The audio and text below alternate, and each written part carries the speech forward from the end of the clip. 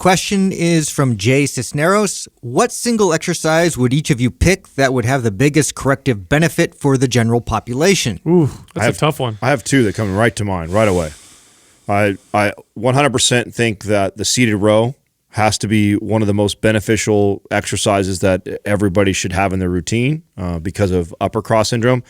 And this is where I think the hip thrust has a ton of value. I think a hip thrust or a floor bridge for the lower half. So I think address upper cross syndrome, lower cross syndrome have to be the two most prevalent, issues that we have with people's posture. Those two exercises help address that. So I think that if I were to only pick one, it would have to be one of those two. If I have to just pick one exercise to sort of highlight and address like almost every issue, would be the Turkish get up.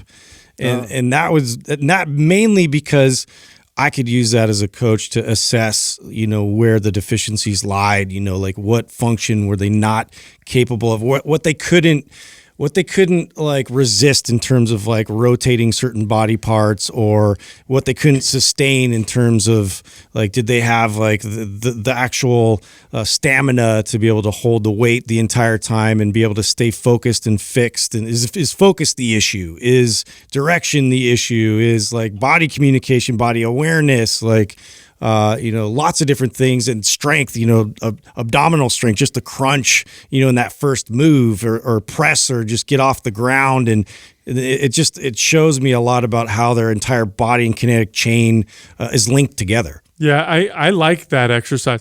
I guess this is assuming that the single exercise is done properly.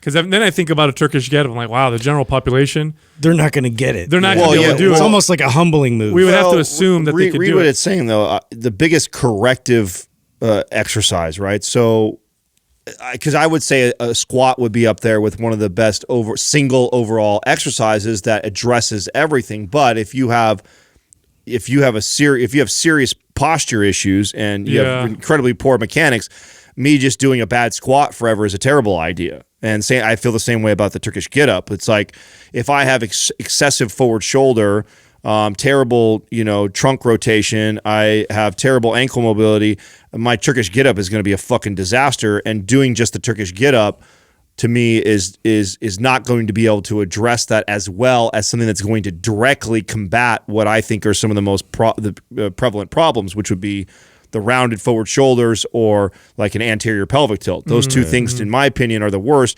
Though the two exercises that I listed, I think, directly combat those issues. So that's a tough one, right? Because you have to assume either assume that they can do the exercise properly, or you assume average person, which most people can't do most exercises properly, right? Right. Because then you're right. I would pick overhead presses and squatting, and but the average person, you just tell them to do that, they're gonna hurt themselves or cause their problems to get worse. Prone cobra has got to be one for me. That's a great one, because I think the average person can get it, can kind of do it, and then the prone cobra does work on that scapular retraction. It does work on external rotation with the shoulders. It does offset some of those issues, but it doesn't address the lower body at all. There's no lumbopelvic hip area. If I were to simplify it, and I know that Turkish get up's probably the most complex set of movements you could string together, I'd probably do like a body weight windmill, just because that way too I could get that. Because of the fact that people just aren't rotating enough, and they don't, and to be able to see how they can articulate, their back and shoulders and hinge their hips properly, and work their way down. So it does include the lower body on that level as well, but also shows like what I'm working with in terms of their posture. Now, not to take this in a different direction, but I think the single best activity that has both the biggest realistic effect, in other words, that most people would actually do it and have a huge payback in terms of health, would be just walking. Swimming. Well, swimming requires a pool and a body of water. Walking doesn't require all that. So it's realistic because most people can walk. So it's like if people would just walk more, that's not the answer. It's not the answer to everything, but it's kind of a realistic approach, right? It's like, okay, you can go outside and walk, can't you? Yes, okay, why don't you do that? and then see what happened. Everything else requires a level of instruction. Yeah, I think, but yeah, you're definitely taking a different direction because it's like, what single exercise would each of you pick that would have the biggest corrective benefit for the general population? And I mean, I'm listening to what you guys are saying right now, and I'm walking isn't a corrective benefit. It's not. It's not. You know, it's what you should do for overall health, 100%. Turkish get up, same thing in the windmill. But I'm like, when I think corrective, I think of what have we seen over our fix the problem. Yeah, what are the most common problems? I like your prone cobra. Yeah, prone cobra would be. I can get down with prone cobra because that directly combats upper cross syndrome. And the reason why I couldn't isolate it to just one is because lower cross syndrome is almost as prevalent as upper cross syndrome. They're both.